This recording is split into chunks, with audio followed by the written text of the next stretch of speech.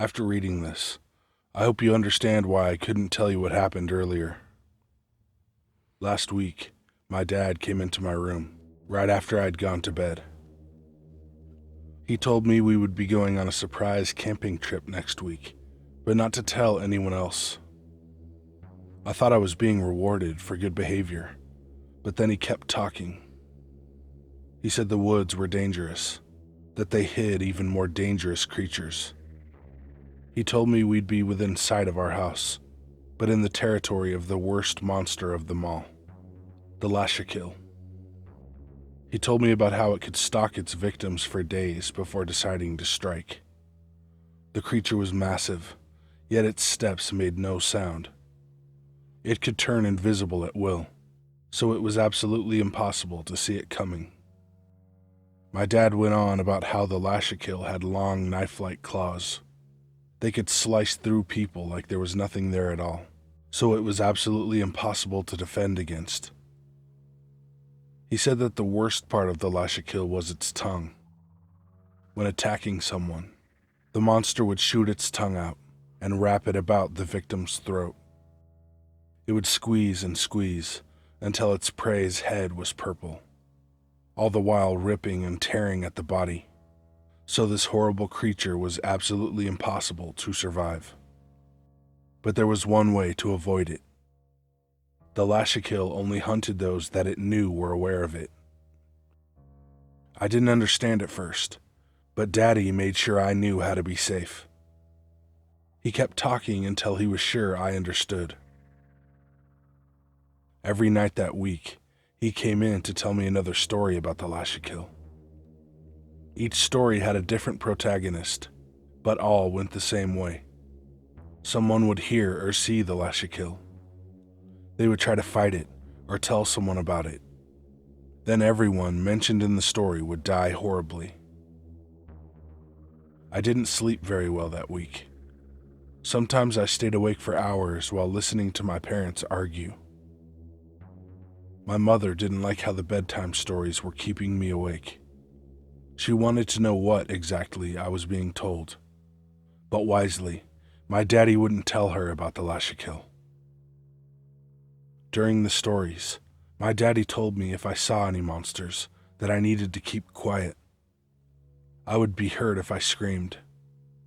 I also needed to keep my eyes focused on something else. Like if I came out of our tent and the monster was there, I needed to focus on a tree in front of me and walk away from the monster. And I needed to be careful not to acknowledge its victims. They were easy to spot since the Lashakill never ever killed cleanly. So I would need to pretend I saw nothing. I would have to pretend I heard nothing. Worst of all, I could never ever tell anyone about what I saw. If anyone asked me about anything that had to deal with the Lashakill, it was very important that I lie and say everything was fine, even if it was a teacher, doctor, or policeman. Otherwise, I would likely be visited by the Lashakill that very night, and whoever I told would be next. I still wasn't sleeping the night before our camping trip. The stories weren't bothering me as much, but that night felt different.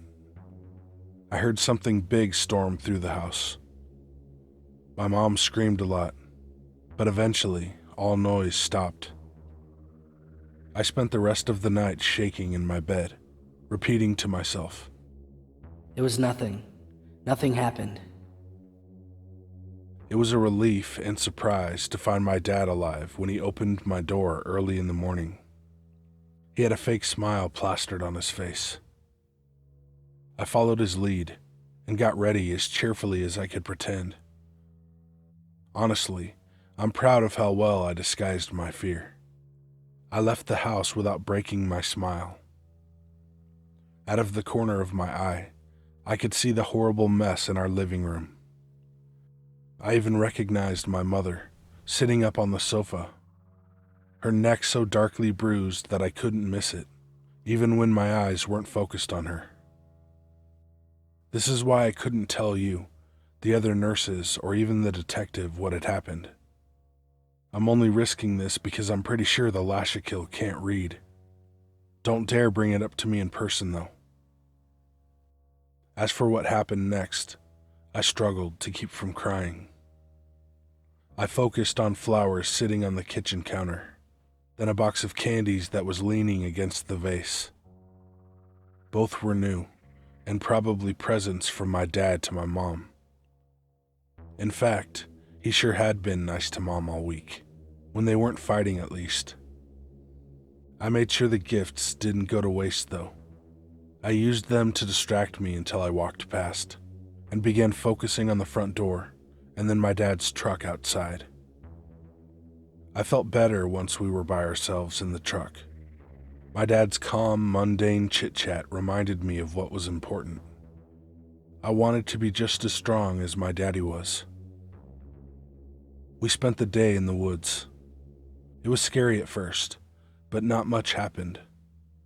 We hiked, we fished, we collected rocks, and I even climbed a tree.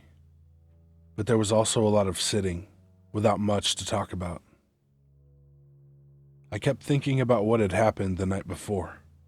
I didn't know if other people were coming to clean up all the mess. That had been my biggest concern about returning.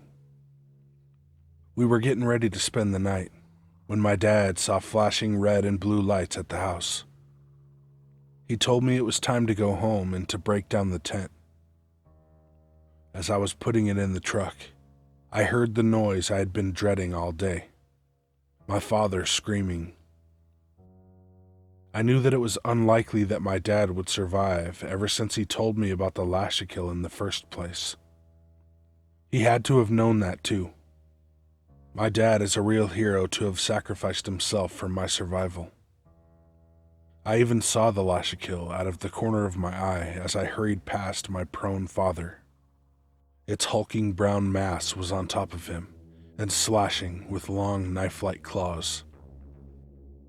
Obeying my father, I kept focused on our house as I ignored his yelling and walked the rest of the way to our home. It wasn't until later that I even realized what his last words were. He had been begging me to get the spray can from the bed of the truck. At first I was horrified to remember that he was asking for help, but I realized that if I had listened to him, I'd be dead now.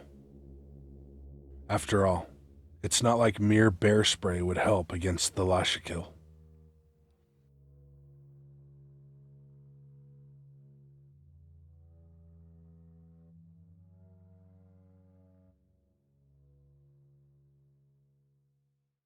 Hey guys and ladies, thanks for watching. Links to all my shit are down in the description. Come follow me on social media and join my Discord. Be good to animals, even people. Sip. Ja, snälla, Bergsbes, Rish.